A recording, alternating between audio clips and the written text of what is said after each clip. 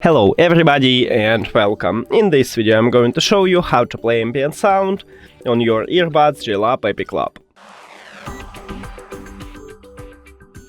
You have to start by open the application and now go to the JLAB right here at the middle bottom. The first line we have ambient sound, click on it.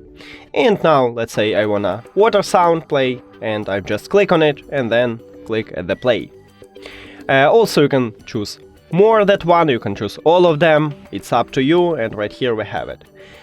You can click right here at this icon and control a sound. So if you need to louder some sound, you can just increase it by slide up or slide down if you want to lower.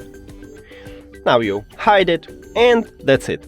When you finish to listen it, just click at the pause, or you can uncheck all of this ambient sound like this and it will pause.